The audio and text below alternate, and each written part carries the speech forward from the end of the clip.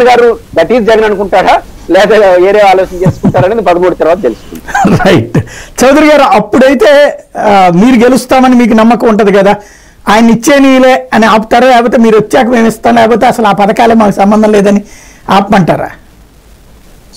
సంక్షేమాలు ఆపేస్తామని తెలుగుదేశం పార్టీ కుటుంబం ఎప్పుడు ఎక్కడ చెప్పలేదు, ఇప్పుడు కూడా చెప్పలేదు. కానీ చేసిన దానికి మీరు నెత్తినేసుకుంటున్నారు. అది ఇప్పుడు ఇంతకీ తెలుగుదేశం కంప్లైంట్ చేసిందా, నవ కాంగ్రెస్ కంప్లైంట్ చేసిందా? ఇంకా కంప్లైంట్ చేశాను విషయం పైన నేనైతే చేయదలుచుకోలేదు.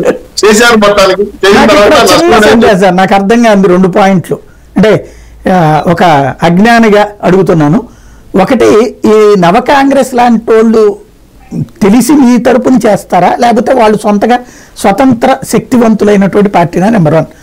రెండోది, నేను అట్లాగే గాజు గ్లాస్ గుర్తు గురించి యాక్చువల్గా మాకు కావాలని గట్టిగా గొడవ చేసినటువంటిది నవతరం పార్టీ.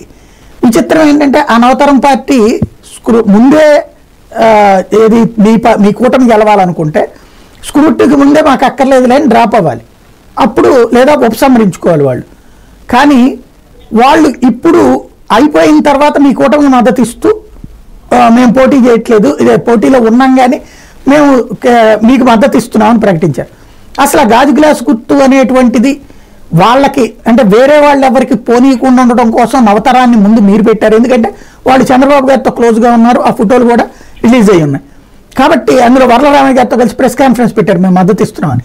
కాబట్టి ఆ గాజు గ్లాస్ గుర్తు గురించి దాన్ని కాపాడటం కోసం మీరు ప్లాన్ చేశారా, లేకపోతే ప్లాన్ చేసుకున్నటువంటి వాళ్ళు తర్వాత మీ దగ్గరకు వచ్చారు? ఈ 2 పార్టీలు నవతరం, ఇప్పుడు నవ కాంగ్రెస్, ఈ రెండిటి వ్యవహారాలు నాకు అర్థం కాలేదు.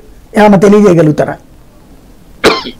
సాయి గారు, ఈ రాజకీయ పార్టీలు ఎక్కడ పుట్టాయో దాని అడ్రస్లు కేరాఫ్లు అయితే నాకైతే తెలియదు. రాజకీయ పార్టీ ప్రతిపక్ష పార్టీలో కలవచ్చు, మాట్లాడచ్చు. బహుశా వాళ్ళకి గాజు కావాలని అడిగించాను, నేను కూడా పేపర్లు ఇచ్చేసాను. దాని మీద కోర్టుకు వెళ్తామని కూడా చెప్పినట్టున్నారు వాళ్ళు. సరే, ఏదైతే ఎలక్షన్ కమిషన్ లాస్ట్ వరకు జనసేన వారికి ఇచ్చేసారు. కానీ ఈరోజు ఈ రాజకీయ పార్టీలు మాకు పనిచేస్తాయి, వాళ్ళకి పనిచేస్తాయని మేమైతే చెప్పడం అనేది మాకు తెలియదు, వాళ్ళు ఎవరో కూడా తెలియదు. వచ్చిండొచ్చు మీరు అన్నట్టు నవతరం పార్టీ, నవ కాంగ్రెస్ పార్టీ ఎవరికి కలిసి పెట్టుండొచ్చు. ఆ సందర్భంగా సమస్య ఉంది కాబట్టి కలిసిపోయి వెళ్ళడానికి అవకాశం ఉంది. సో ఈ కేరా ఫోటోస్ అయితే మాకు సంబంధం. రెండో విషయం ఏంటంటే, రాష్ట్ర ప్రజల అమాయకులు కదా, ఏమైనా చేయొచ్చు కదా, మోసం చేయొచ్చు కదా అని చెప్పి ఈ డిపిటి అనేది పెద్ద మోసం.